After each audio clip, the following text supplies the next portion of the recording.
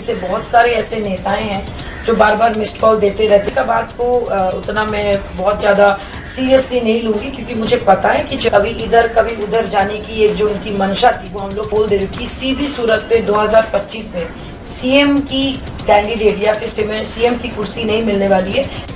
Love और कुश के हाथ में नहीं देखे गए थे, भरत के हाथ में देखे गए थे। उनका लुक आएगा with a blue eye contact lenses because he is a handsome बोल के लोग उनको वोट नहीं दे।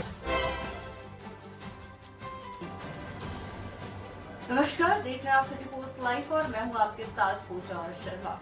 देश के 3 राज्यों में भाजपा की सरकार बनी है। छत्तीसगढ़, राजस्थान और मध्य प्रदेश में भाजपा की सरकार बनी है।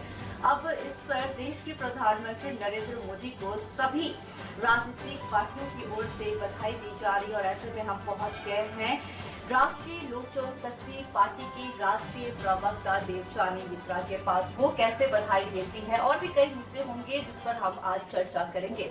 तो किस तरीके से बधाई दे रही है, 3 राज्यों में भाजपा की सरकार बनी है। देखिए, हम लोगों ने क्या कहते हैं ऑलरेडी कल बहुत बड़ा सेलिब्रेशन हमारे कार्यालय में किया और जिस ढंग से हमारे honourable PM of India Shri Narendra Modi ji के नेतृत्व में तीनों स्टेट्स तो के साथ साथ जो एक नींव और एक विश्वास की जो उन्होंने कल स्पीच दिल्ली में उन्होंने दिया और वो सुनने के बाद तो मुझे ऐसा लगने लगा है एंड आई एम श्योर कि हम सबको भी ये महसूस हो रहा है कि उनका जो वो बात है, ये मोदी की गारंटी है, वो जो एक वर्ड है वो जब आप सुनेंगे तो आपको एक गूज़बम्स आएगा और आपको लगेगा कि सही हाथों में हमारा देश है और क्या किसी को चाहिए आप मुझे बताइए। एंड मोरोवर सबसे अच्छी बात मुझे कल उनकी ये भी लगी कि उन्होंने बहुत अच्छा से समझा दिया है कि जाति 4 ही होती है, महिला, युवा, किसान और गरीब। इसके बाहर कोई जाति नहीं और इन चारों जाति की चिंता उनको है।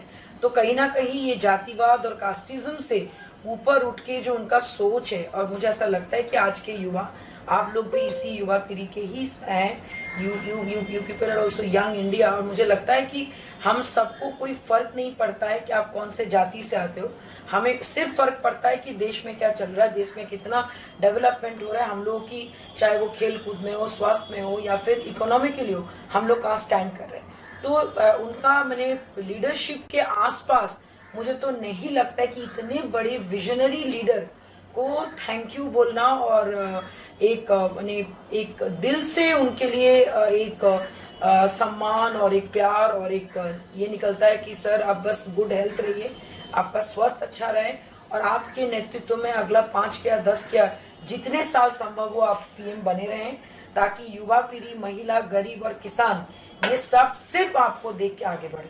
मतलब काफी खुशी है। यस, डेफिनेटली बहुत ज्यादा खुशी है। और जिस ढंग से छत्तीसगढ़, मध्य प्रदेश और राजस्थान के साथ साथ तेलंगाना में जहाँ पे 1 सीट था, 1+8 9 सीटों की जो बढ़ोतरी हुई है, तो वो भी हम लोग उसको जीत ही मानेंगे, क्योंकि वहाँ पे 1 ही सीट था।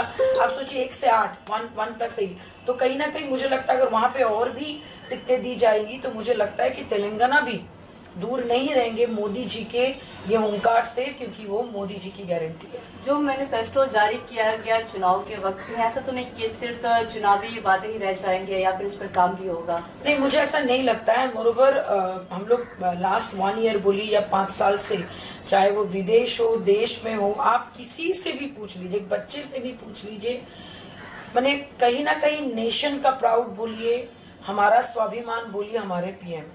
तो ये सोच जो उन्होंने एक खून में, हर एक बच्चे के खून में जो ये सोच उन्होंने डाल दिया, मुझे लगता है कि आज तक किसी भी पीएम ने इतनी बड़ी सोच की उपलब्धि यूथ में वो डाल पाए थे। यूथ को एक दिशा दिखा दिया उन्होंने कि भाई अगर आप नमो ऐप में जाओगे और लोगों को जोड़ोगे तो ये बहुत सारी एक पॉजिटिव माइंडसेट के साथ जो आगे बढ़ने की जो एक उन्होंने बात कही, तो कहीं से भी मुझे नहीं लगता है कि ये सिर्फ बातूनी बातें हैं, ये डेफिनेटली, और वो करते भी हैं। ऐसा नहीं कि भाई इकोनॉमिकली अगर मैं जीडीपी में बोलूँ we are standing number 2 and बहुत जल्दी हम लोग नंबर 1 पे भी आ जाएंगे। और जिस ढंग से G20 का समिट हुआ और पूरे विदेश के जितने भी टॉप लीडर्स और स्टालवर्ड्स थे सारे दिल्ली में आए थे और एक के बाद एक चीजें बदल रही हैं पॉलिटिकली। सबसे बड़ा उन्होंने एक ताजपोशी तो मैं बोलूंगी महिलाओं के लिए किया पॉलिटिकली, जो 33% जो महिला अधिनियम बिल जो आपके जो पास हुआ, जो आरक्षण तो नहीं बोलेंगे,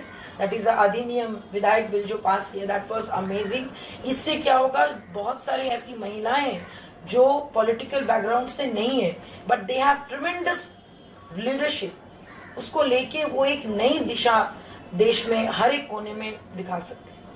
अभी बिहार के मुख्यमंत्री काफी दिनों से बीमार चल रहे हैं, अब इस पर सियासी बयानबाजी भी होनी शुरू हो गई है। भाजपा के नेता चिंता भी जाहिर कर रहे हैं। गिरिराज सिंह हो गए, पूर्व मुख्यमंत्री जीतन राम मांझी हो गए, इन लोगों ने चिंता जाहिर की और हेल्थ बुलेटिन जारी करने की मांग की है। तो आप इसको कैसे देखते हैं? क्या आप भी मांग करती है कि नीतीश कुमार का, जो कि बिहार के मुख्यमंत्री, उनका हेल्थ बुलेटिन जारी होनी चाहिए? देखिए, सबसे बड़ी बात, जिस स्टेज में और जिस उम्र के पड़ाव में वो है और जिस ढंग के आजकल मैंने उन्होंने जो कुछ महीने पहले या कुछ दिनों पहले जिस ढंग से अश्लील भाषाओं का प्रयोग उन्होंने महिलाओं के लिए किया था, तो ये कहीं ना कहीं उनके मेंटल डिसबैलेंस के साथ साथ मैं बोलूँगी वो भूल जा रहे हैं और चीज़ों को भूल भी जा रहे हैं।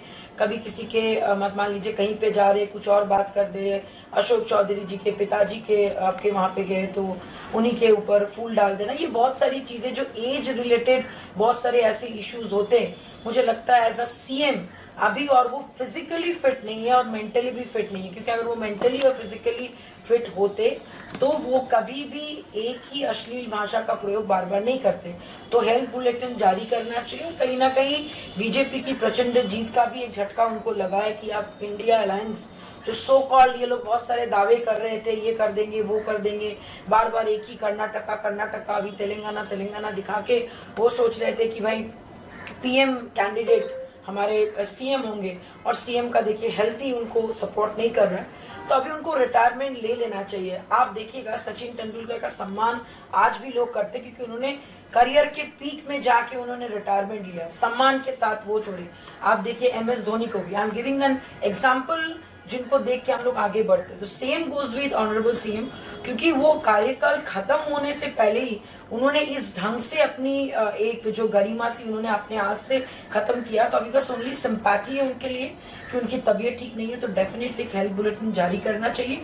और मुझे तो लगता है कि चुनाव बहुत जल्द बिहार में होने वाला है। डेफिनेटली हम लोग ये कतई नहीं चाहेंगे कि भाई वो सीएम की जो कुर्सी है वो डेप्यूटी सीएम को दे दे विदाउट एनी क्या कहते एक्नॉलेजमेंट। अगर सीएम इस्तीफा देते हैं तो जाहिर सी बात है कि डेप्यूटी सीएम की ताजपोशी हो जाएगी, तेजस्वी यादव सीएम बन जाएंगे। तो क्या आप चाहती है कि तेजस्वी यादव सीएम बने? देखिए ऑनेस्टली बताएं, मैं क्या कहते, क्योंकि नीतीश कुमार ने कहा था कि मेरे बाद नेतृत्व यही करेंगे, तेजस्वी यादव करेंगे। एग्जैक्टली देखिए, सबसे बढ़िया ये राजतंत्र नहीं है, ये लोकतंत्र है। और क्योंकि हमारे सीएम के हेल्थ अभी ठीक नहीं है और हेल्थ बुलेटिन में ये जारी होना चाहिए कि अभी वो असमर्थ हैं इन चीजों को हैंडल करने के लिए। और just because he is a deputy CM by choice, और उनको क्या कहते हैं, क्योंकि उन्होंने अचानक से एनडीए से महागठबंधन में आए बोल के वहां पे डेप्यूटी सीएम की कुर्सी उनको दे दी गई। बट मुझे ऐसा लगता है कि तेजस्वी प्रसाद यादव में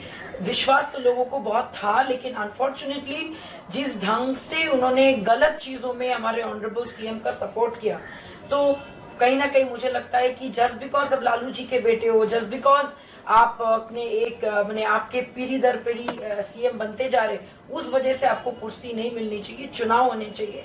और मुझे लगता है कि बहुत पहले भी हम लोगों ने कहा था कि मध्य प्रदेश चुनाव होगा, और मुझे लगता है कि शायद उसकी तैयारी अभी बिहार को कर लेनी चाहिए। एक सवाल और रहेगा कि बीते दिनों राजू तिवारी ने एक बयान जारी किया था और कहा था कि हाजीपुर से हमारे नेता चिराग पासवान ही लड़ने जा रहे हैं। हाजीपुर सीट को लेकर चाचा भतीजे में 36 का आंकड़ा है, हमेशा तू मैं होते रहता है। तो आप इस बयान को कैसे देखती हैं? राजू तिवारी जी एक टाइम पहले हमारे ऑनरेबल मिनिस्टर श्री पशुपति कुमार पारस जी को भी फोन किए थे, फोन करके उन्होंने पार्टी ज्वाइन करने की बात की थी। मतलब इधर की बात आप बताइए। आई एम मैंने टॉकिंग 6 months बिफोर की बातें मैं कर रही हूँ। और ऐसे नहीं कि उनकी पार्टी से बहुत सारे ऐसे नेताएं हैं जो बार बार मिस्ड कॉल देते रहते, पूरा कॉल नहीं करते, और मैंने सोचते कि हम लोग यहाँ से कॉल उठा के उनको बुला लेंगे। इसलिए हम राजू जी का बात को उतना मैं बहुत ज्यादा सीरियसली नहीं लूंगी, क्योंकि मुझे पता है कि चिराग जी के जो क्या कहते जो वो सोच रहे हैं कि वो अचानक से एक बहुत बड़ा मिराकल करेंगे, और उसका प्रत्यक्ष को प्रमाण की जरूरत नहीं है। इसीलिए मैं बोल रही हूँ 28 नवंबर को, जहाँ पे 1.25 लाख से भी ज्यादा लोग हाजीपुर में हमारे स्थापना दिवस के दिन वहीं पे थे, वहीं पे LJPR के जो बापू सभागार में हुआ था 40% ओनली कैपेसिटी था, 60% इज एम्प्टी। तो इससे वॉज एकदम आपका खाली था। तो इससे ये साबित होता है कि पैसे देकर लोगों को एक ऑटोग्राफ देकर और वो रियल लाइफ शो करके आप भीड़ जुटा सकते हो, मतदाता नहीं जुटा सकते। अभी अभी आपने कहा कि कुछ ऐसे लोग हैं जो चिराग के पार्टी के हैं, वो लोग ये मिस कॉल देते रहते हैं क्योंकि वो आपके पार्टी में आना चाहते हैं, लेकिन आपकी पार्टी की सांसद वीणा देवी खुद चिराग पासवान के कार्यक्रम में शामिल होती हैं और बड़ा बयान देती हैं कि हम चाहते हैं कि चिराग पासवान अगला मुख्यमंत्री हो। सबसे बड़ी बात, वीणा देवी जी हमारे पार्टी में रहते हुए जो उन्होंने प्रोटोकॉल तोड़ा, इसीलिए उनको निष्कासित भी किया गया, उनको सैक कर दिया गया और इसीलिए हमारे पार्लियामेंट्री जो आपके बोर्ड मेंबर्स के जो कमेटी थी वो हमारे ऑनरेबल मिनिस्टर सर उन्होंने वो भंग भी कर दी। और सही बताए तो वीणा देवी जी कभी इधर कभी उधर जाने की एक जो उनकी मंशा थी वो हम लोग शुरू से ही जानते थे। बट कभी कभी क्या होता है ना कि आप कभी कभी देखते रहते हो कि बच्चा खेल कूद कर रहा है, उसको जाने देते हो, तो हम लोग जानते हुए भी देखे कि देखिए अगर किसी को जाना होगा आप रोक नहीं पाएंगे। और अचानक से जाके मुख्यमंत्री का दावेदारी करना असंभव है। चिराग पासवान जी को किसी भी सूरत पे, मैं आपको ये बोल दे रही हूँ, किसी भी सूरत पे 2025 में सीएम की कैंडिडेट या फिर सीएम की कुर्सी नहीं मिलने वाली है।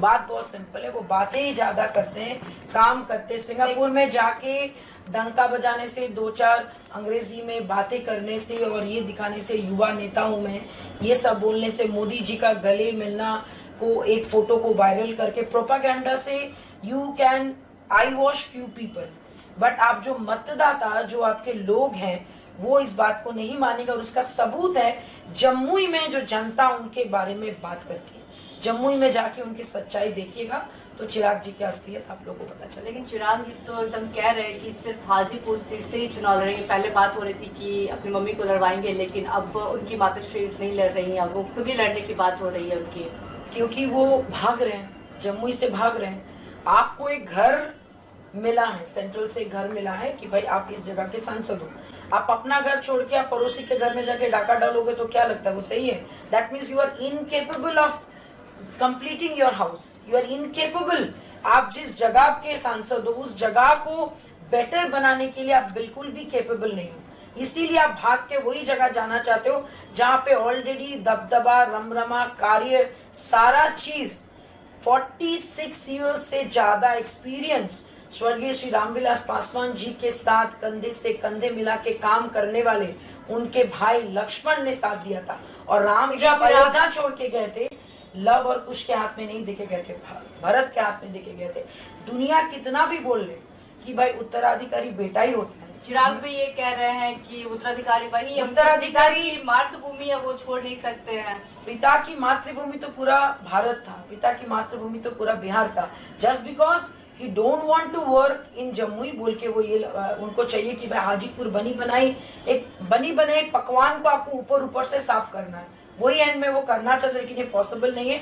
और मैं आपको और एक चीज बोलना चाहूंगी कि अगर वो उनको इतना ही ज्यादा प्रेम है तो जम्मू से क्यों नहीं शुरुआत करते, क्योंकि उनको पता है कि वो जम्मू हार जाएंगे। और मैं आपको ये भी बोल दूं, हाजीपुर किसी भी कीमत पे चिराग कुमार पासवान जी को नहीं मिलेगा, क्योंकि वहां के सांसद हमारे ऑनरेबल मिनिस्टर सर, और वो हमेशा हर हफ्ते 4 दिन वो जाते हैं हाजीपुर अपना काम करने। आप ही बताइए कि आप एक रोज एक इंसान को देख रहे हैं कि वो आ रहा है, काम कर रहा है जनता के लिए, अचानक से एक हीरो टाइप का लुक आएगा with a blue I, contact lens, just because he is a handsome बोल के लोग उनको वोट नहीं देंगे। ये उनकी बचपना है, स्टिल अ किड। जैसे उनकी मम्मी ने बहुत हंस के बोल दिया ना, नहीं मैं चाहता हूँ कि मेरा बेटा 2025 में सीएम बने। कैसे? आपके पास तो एक भी विधायक नहीं है। अभी वीणा देवी को लेके आप बहुत ज्यादा ताताथैया कर रहे हैं, लेकिन एक चीज हमेशा याद रखिएगा, जो अपने घर की नहीं हो सकी वो किसी और के घर को आबाद नहीं कर सकती। वहां पे भी जाके वो कुछ ना कुछ सेंधमारी जरूर होगी, वेट एंड वॉच। मतलब वीणा देवी सेंधमारी करने के लिए तैयार है 100%, क्योंकि भाई उनको टिकट जहां से मिलेगा वहीं पे जाएंगे। और यहाँ पे देखिए, अगर आपकी नीयत साफ होगी, आपको इतना इधर उधर करने की जरूरत ही नहीं है। आप कहीं ना कहीं, आपको ये डर था कि आप काम कम कर रहे थे या फिर क्लैरिटी नहीं मिल रही थी, तो कहीं ना कहीं उनको लगा होगा कि उधर क्लैरिटी है। वो सोच रहे हैं कि भाई जो उनके जो चाहने वाले हैं, चिराग जी के जो फैन फॉलोअर्स है उनके बातों पे वो गए, वो देखे, शायद उनको वही अच्छा लगा और इसीलिए वो चले गए, वो उनकी चॉइस है। लेकिन हमारी पार्टी ने इसीलिए उनको निष्कासित किया क्योंकि वो सेम डे में हाजीपुर बोल माने हम आएंगे बोल के वो उस दिन चले गए क्या कहते चिराग जी के वहां पे। तो ये धोखा है, और जो धोखा देने की आदत जिसको एक बार होती है वो बार बार धोखा देता है। कई राजनीतिक मुद्दों पर अभी हम बात कर रहे थे। पशुपति पारस गुट की राष्ट्रीय प्रवक्ता देवजानी मित्रा से क्या कुछ कहती हुई नजर आ रही थी, सुना आपने। तो इस खबर में बस इतना ही। तमाम जानकारी के लिए बने रहे सिटी पोस्ट लाइव के साथ। इस वीडियो को लाइक करें, शेयर करें और चैनल को सब्सक्राइब करना ना भूलें। धन्यवाद।